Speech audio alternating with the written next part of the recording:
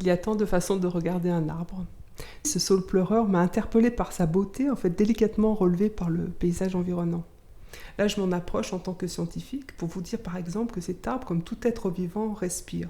Ainsi, sur toute sa surface, que ce soit les branches volant au vent, que ce soit les branches plus âgées, que ce soit le tronc ou les racines souterraines, tous ces organes émettent en permanence un flux de CO2 vers l'atmosphère, issu de la respiration des cellules vivantes qui sont à l'intérieur.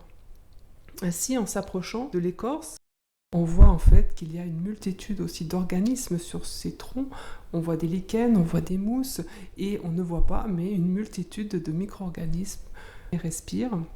On peut à l'intérieur découvrir le bois, où il y a majoritairement des cellules mortes, mais aussi des cellules vivantes qui ont pour rôle notamment de stocker des réserves qui serviront au printemps suivant pour la croissance. Et maintenant, j'ai envie à nouveau de m'approcher de cet arbre, mais aussi avec ma facette artistique et non pas que la facette scientifique.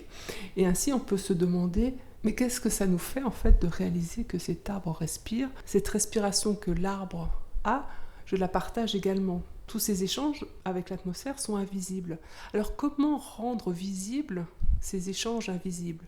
Et qu'est-ce qu'on va pouvoir ressentir en tant qu'humain quand nous allons réaliser en fait ce que nous avons de commun avec l'arbre, de mettre en évidence ces échanges invisibles? N'est-ce pas là un pas pour réaliser en fait que nous croisons en permanence nos souffles? C'est ce que nous avons examiné dans le projet d'Andromité mené avec Karine Bonneval.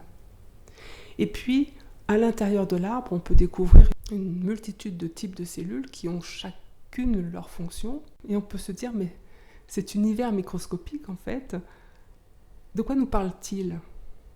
Si on le visualise, par exemple, par des photos de microscopie, que va-t-il nous révéler?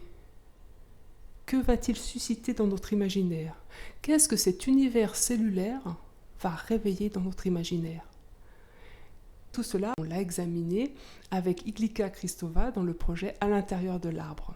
Rendez-vous sur d'autres vidéos où je vous présenterai plus précisément ces projets mêlant art et science, menés avec 2 artistes plasticiennes, le projet d'Andromité mené avec Karine Bonneval et le projet À l'intérieur de l'arbre mené avec Iglika Kristova. Je vous dis à bientôt. Ciao.